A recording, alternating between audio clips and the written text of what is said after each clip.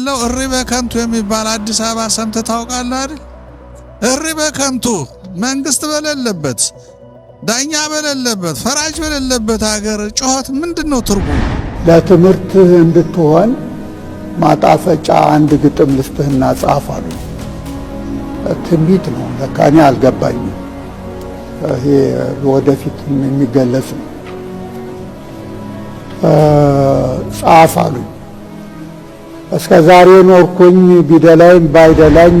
የአርሲ ክርስቲያኖች በዚህ ሰዓት እንዴት አምሽተው ይሆን? መከራ ውስጥ ያሉ ወገኖቻችን የሚደርስላቸው ያጡ፣ ካህናቱም ሥራ በዛባቸው ወንድሞቻቸውን ሲቀብሩ ይውላሉ። በየቀኑ የሬሳ ድርድር። ቤተክርስቲያን ከተመሰረተችበት ጊዜ ጀምሮ ቤተክርስቲያን መስቀል ላይ ናት። አሁንም እያየን ነው። በአንድ ጉድጓድ 20 እና 30 ክርስቲያኖችን እየቀበርን ነው በዚህ ዘመን።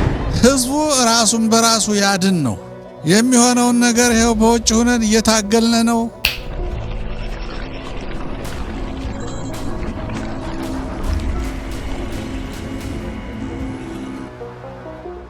እስከ ዛሬ ኖርኩኝ ቢደላኝ ባይደላኝ ቢከፋኝ ባይከፋኝ እንግዲህ ተፈጥሮ ሰው ለሚሆን ይብላኝ።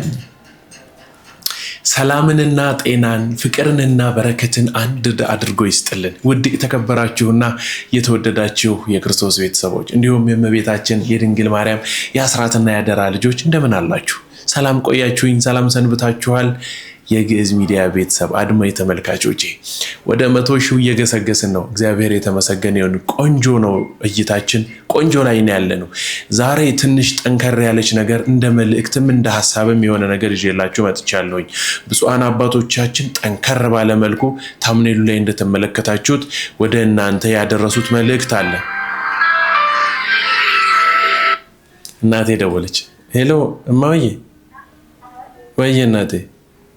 አድማጭ ተመልካቾቼ እንግዲህ እናቴ ደውላ ነው፣ ይቅርታ ያው በመሃል ያነሳሁት እና እጅግ የሚገርም የሚደንቅ የሆነ ህብረትን እያሳዩን ስለሆነ ከነርሱ ጋር አብረን ተባብረን እንድንሆን ብዬ እኔም የራሴን መልእክት ለማስተላለፍ እወዳለሁኝ። እንግዲህ ኦርቶዶክሳውያን የሚጠበቅብን ነገር ማድረግ ያለብን ነገር እንድናደርግ እግዚአብሔር የእውነትም በሩን ከፍቶልናል እና ያንን ብናደርግ መልካም ነው ለማለት እወዳለሁ። ኦርቶዶክሳውያን ህብረት ያስፈልገናል። ዝም ብለን የምንገደል፣ ዝም ብለን የምንገፋ፣ ዝም ብለን የምንቸገር ብቻ መሆን የለብንም።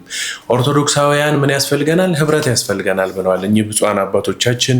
ብዙ ሰዎችም እዚህ ስብሰባ ውስጥ ተሳትፈው በአሜሪካ ኮንግረስ ላይ ተገኝተው በጣም ቆንጆ የሆነ ኮንዘርቬሽን ነበራቸው እና በጣም ደስ ያለኝ ነገር እሱ ነው። ስለዚህ ሁላችንም እንድንሳተፍ ይገባል ብዬ አስባለሁኝ።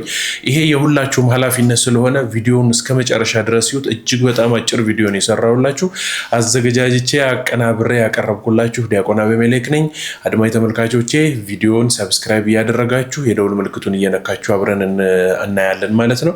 ወደ መጀመሪያው ቪዲዮ እንሂድ። የአባቶቻችንን መልእክት በትክክል እንስማው።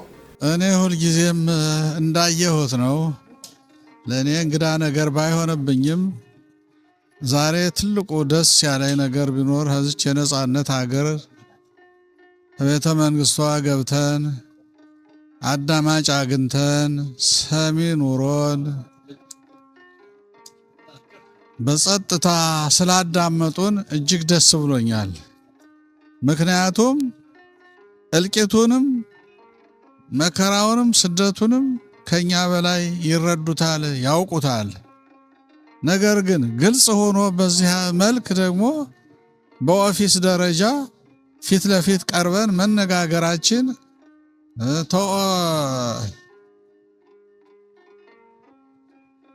ተኮንግረስ ፊት ቀርበን ስንነጋገር አዳማጭ አግኝተን ተመልካች አግኝተን ያቀረብነውን ሁሉ ስለታየልን ይሄ በጣም አስደስቶኛል እና መልካም ጊዜ ነው ያሳለፍነው። አሁን የቤተ ክህነቱ መግለጫ ምንም አይነት ጥገና ሊያደርግም ምንም አይነት እንትን እዛው መልሶ እዛው የሞይ ለቅሶ መልሶ እንደሚባለው ነው። በየቀኑ መግለጫ ምንም ውጤት የለውም።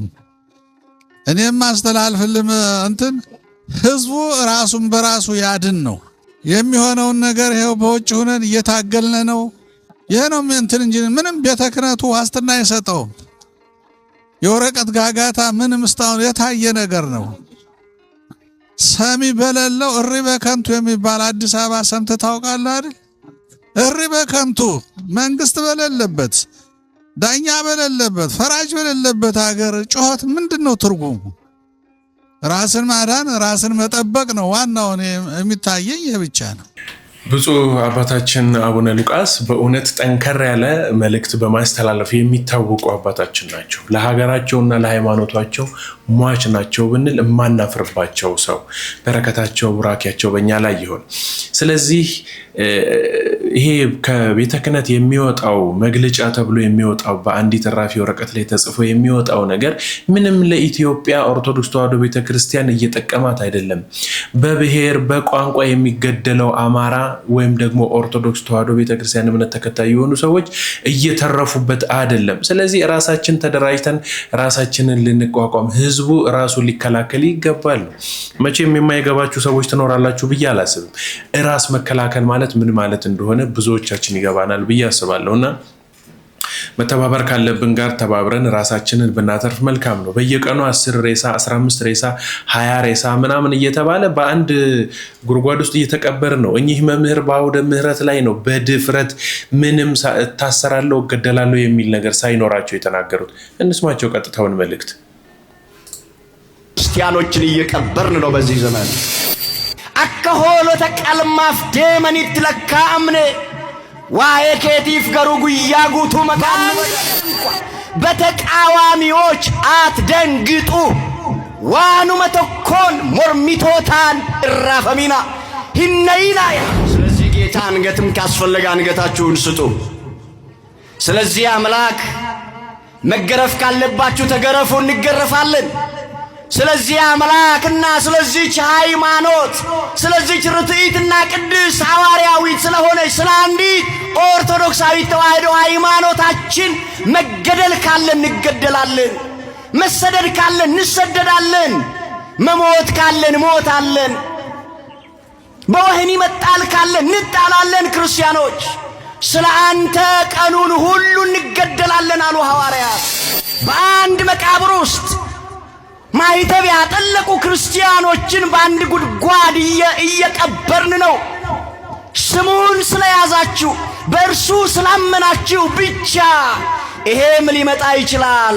ክርስቲያኖች ከነከንደገን ክርስቲያኖታ መቃሳት ተመኑ ቆፋፊ ዋመምኔ ኢሰተ መኑ ቆፋፊ ዋመምኔ ዱት ይወጅራት አርየተሙን ይወጅራት ቀለሙን ይወጅራት ጅበሙን ይደሙን ይወጅራት መቃይሳቲፍ ጀች አከይደምተኒፍ ዋዬ ከናፍ ዋመምተኒት ቱኑን ጀደ ቁልቁሉን ጳውሎስ ፊልጵስዩስ በቆና ተቆለቆፍ ሰዲግደሚ ሰዴት ዱብሳ ዋዬ ኬቲፍ ጉያ ጉቱ አጄፈምና ዋዬ ኬቲፍ ጉያ ጉቱ አርየተምና ዋዬ ኬቲፍ ጉያ ጉቱ ጅበምና ዋዬ ኬቲፍ ጉያ ጉቱ መቃኑ በዳ ዋዬ ኬቲፍ ጉያ ጉቱ namoota fuulduratti hin jibbamne taana. Jibbamuu qofa, ariyatamuu qofa, arrabsamuu qofa, godaansa qofa otoo hin ta'in akka hoolota qalmaaf deemanitti lakkaa'amne ስለ አንተ ቀኑን ሁሉ እንገደላለን አለ። ስለ አንተ ቀኑን ሁሉ እንታሰራለን። ስለ አንተ ስለ ጌታችን ስለ አምላካችን ስለ መድኃኒታችን ስለ ኢየሱስ ክርስቶስ ስለ አንተ ቀኑን ሁሉ እንታሰራለን። ስለ አንተ ቀኑን ሁሉ እንሰደዳለን። ስለ አንተ ቀኑን ሁሉ እንጠላለን። ስለ አንተ ቀኑን ሁሉ ስማችን ይጠፋል። ስለ አንተ መከራን እንቀበላለን። ያ ብቻ አይደለም፣ ስለ አንተ ስንል እንደሚታረዱ በጎች ተቆጠረን አለ። ክርስቲያኑን ወደ መቃ ክርስቶስ እትያመንተን ስሪት ጨጨቀሳ በየከሰስታ በያላ በከሚጀታስታ በከሚጀታን ታኔ ታደገፈጣ ክርስቲያኖ ተዮታተን መቃ ክርስቶስ እትያመኑ ከሰኒፍ ግድራንስን ረጅራ ክርስቲያኖ ተዋንታነፍ ሂነሪየተምና እንጅበምና ኢኒደምና ሂነሪየተምና እንቱፈተምና ሂነረብሰምና ክርስቲያኖ ተዋንታነፍ ማሌ ዋን የከ ሆጀኔፍ ሚቲ ክርስቲያን ያዱኛ ረተ እንጅበመዳ በተለይ የክርስትና ሃይማኖት ደግሞ በዓለም ላይ የተጠላ ነው። ለምን ካላችሁ ክርስቶስን ስለሚከተል። መከራ ቢመጣ እንዳትፈሩ፣ ጉስቁልና ቢመጣ እንዳትፈሩ፣ ያመናችሁትን ጌታ ትታችሁ እንዳትሄዱ።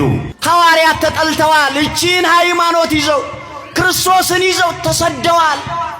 ቤተ ክርስቲያን መስቀል ላይ ስትሆን፣ ቤተ ክርስቲያን እሳት ላይ ስትሆን የማይመለከታችሁ የሚመስላችሁ ሰዎች አንዳንዶች አላችሁ።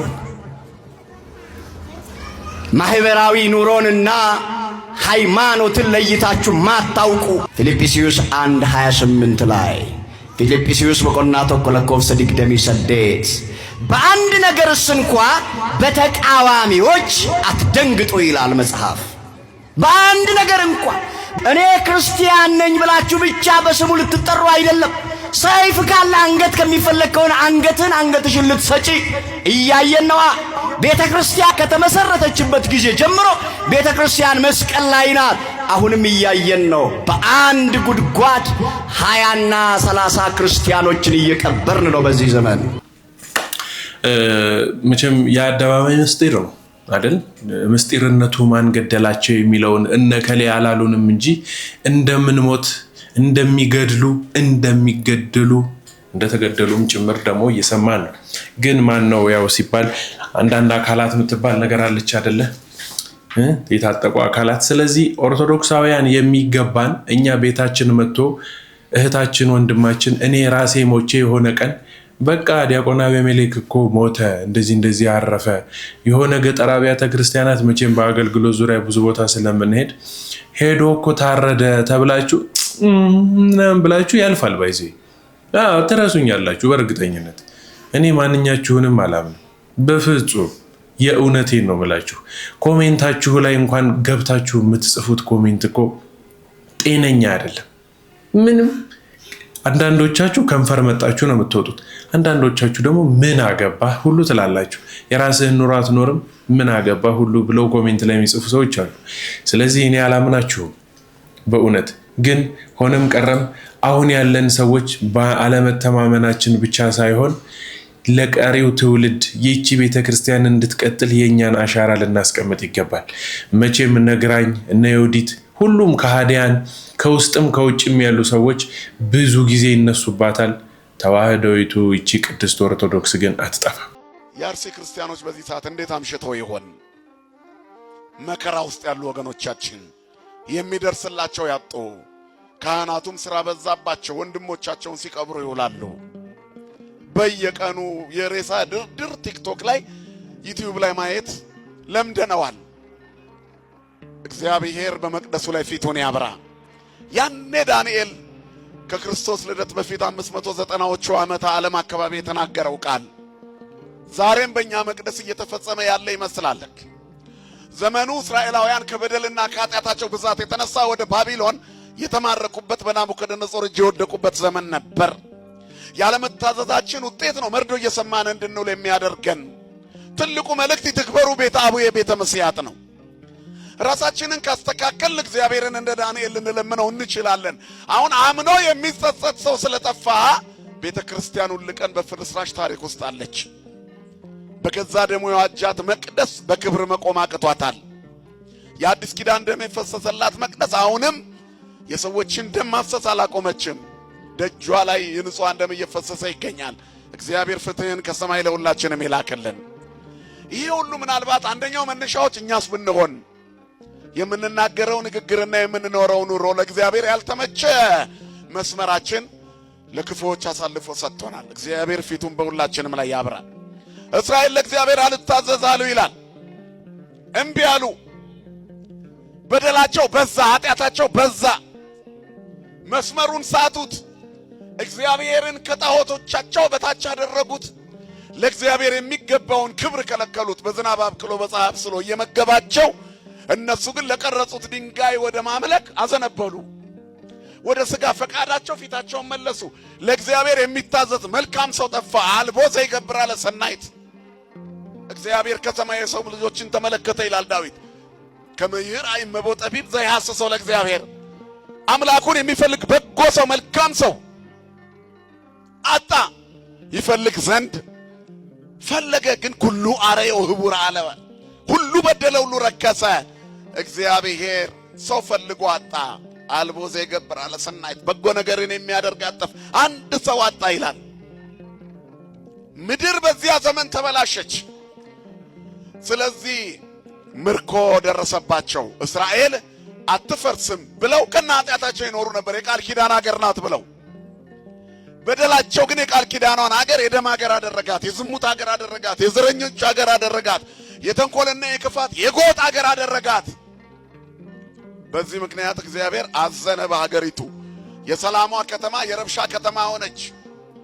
የእግዚአብሔር በኩሬ ብሎ የሚጠራው ህዝቡ ተሸንፎ የሚማረክ ሆነ። አለፈ ሲባል የሚያስፈራው ህዝብ ሰይፍ ይዞ እንኳን ማሸነፍ አቃተው። መምህር ጳውሎስ ያው እኔ በጣም ደስ የሚሉኝ መምህር ናቸው። ደስ ይሉኛል በቃ እስከነ ግርማ ሞገሳቸው። እግዚአብሔር ክብሩን ከዚህ በላይ ከፍ ያደርግባቸው ይግለጥባቸው በሳቸው ላይ። እኔ ደስተኛ ነኝ በሳቸው ሁልጊዜ በሚያነሱትም ሐሳብ ማለት ነውና እንደው ሁሉም መምህራን እንደዚህ ወጥቶ ቢናገር በጣም ቆንጆ ነው።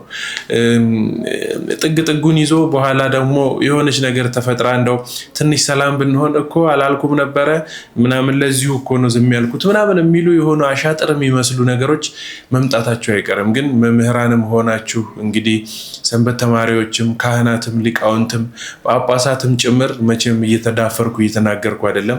ሀገሬ ግን እየተበደለች ነው፣ ሃይማኖቴ እየተገፋች ነው፣ ሰዎች ኦርቶዶክሳዊ በመሆናቸው ብቻ እየታረዱ ነው። ለዛ ዝም ማለት ስለከበደኝ ነው ይሄን ነገር የምናገረው። አዎ ብፁዕ አቡነ ዲዮስቆሮስ ከዚህ በፊት በጣም ትልቅ መልእክት አስተላልፈው ነበረ። በግንቦት 11 ቀን 1983 ዓመተ ምህረት እንግዲህ ገና አልተወለድንም አስቡት። ረጅም ጊዜ ነው ይሄንን መልእክት ካስተላለፉና በመግቢያዬ ላይ ያልኩላችሁ ግጥም ዋናው አንኳር ያለው እዚህ ጋር ነው። እቺን ቪዲዮ ልጋብዛችሁና ስሙልኝ። ለሰሞኑ ለእግዚአብሔር መስገን ግንቦት 11 ቀን 1983 ዓመተ ምህረት ነው።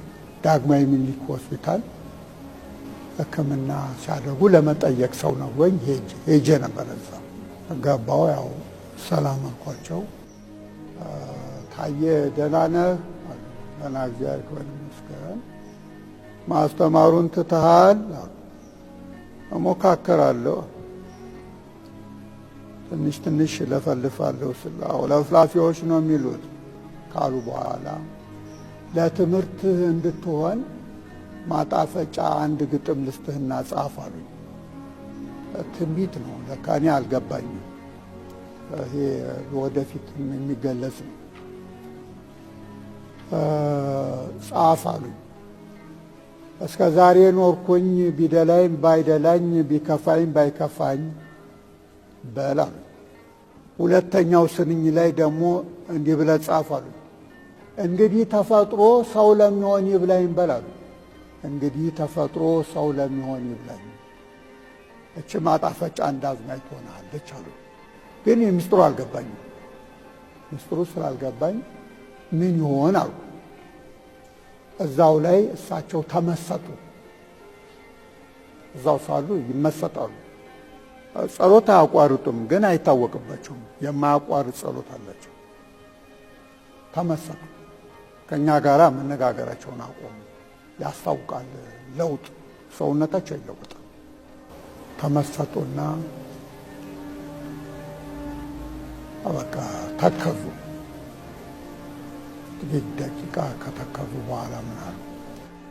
በመካከለኛው ምስራቅ ያናገራቸው ጀመሩ። በመካከለኛው ምስራቅ በሚሳኤል በርሜል የእግዚአብሔር የቁጣው የመዓቱ የወይን ጠጅ ይጠመቃል። ወይዘሮ ዓለሚቱ በመርዝ ሽቱ ትቀባለች። የኒኩሌር ዶሮ ዳቦ ትገምጣለች። አቤቱ ለፍጥረት ዘንለት ሲሉ ልቤ ነካ። እቺ ነገር አላት ብዬ ጻፉ።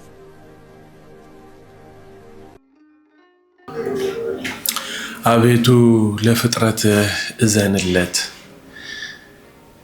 ብፁዕ አቡነ ዲዮስቆሮስ 1983 ዓመተ ምህረት ከአንደበታቸው ወጥታ የተነገረች የዚህ ዘመን ትንቢት አባቶቻችን አሻግረው የማየት አልፈው የመረዳት ነገር ስላላቸው በተለያዩ ነገሮች ወደ እኛ እንዲህ ያሉ መልእክቶችን አስተላልፈውልን ነበረ። ነገር ግን አንነቃም። አቤት አቤት ብዙ አንኳክተዋል እኮ በእውነት ብዙ እኮ ብለውናል። ግን በቃ ጆሮ ዳባ አልብሰላት ሁላችንም። እኔ ብዙ አልነዘንዛችሁም። ዛሬ እዚህ ላይ ማብቃት እፈልጋለሁ። አሁንም ቢሆን ስለ አርሲ ዝም አንልም የሚል ነገር ከልባችን ውስጥ ገብቶ ብንጮህ መልካም ነው። የምንችለውን ነገር ብናደርግ መልካም ነው ብዬ አስባለሁ። አድማጭ ተመልካቾቼ እንግዲህ እስካሁን ድረስ ዲያቆን አቤሜሌክ ነበርኩኝ እዚህ ድረስ በቪዲዮ ይዣችሁ የመጣሁት። ከዚህ በኋላ አብረን እንድንቀጥል ሰብስክራይብ የምትለዋን በተን እየነካችሁ የደወል ምልክቷንም ነክታችሁ አብረን እንቆያለን። ሐሳብ አስተያየቶቻችሁን አስቀምጡልኝ። ቪዲዮ መላክ የምትፈልጉ ሰዎች ወደ ሰፊው ህዝብ ማድረስ እንድትፈልጉት ያለ ቪዲዮ ካለ በዚች ስር በማስቀምጥላችሁ ስልክ ቁጥር እያላካችሁ በቴሌግራም ወይም በቲክቶክ አብረን እንቆያለን ማለት ነው። ስለዚህ ዛሬ ተዘጋጅተው የቀረቡት ቪዲዮዎች እነዚህ ናቸው። ጥሩ መልእክት ነው ብዬ አስባለሁ። በድጋሚ ተመልሰን እስከምንገናኝ ድረስ ቸር እግዚአብሔር አምላካችን ሀገራችንን ኢትዮጵያን፣ ሃይማኖታችን ኦርቶዶክስ ተዋሕዶ ቤተክርስቲያን ቅድስት የተባለችውን ይቺንም ምዬን ዳሯን በእሳት መሃሏን በገነት አድርጎ ይጠብቅልን። ስብሐት ለእግዚአብሔር። ሰላም ቆዩኝ። ቻው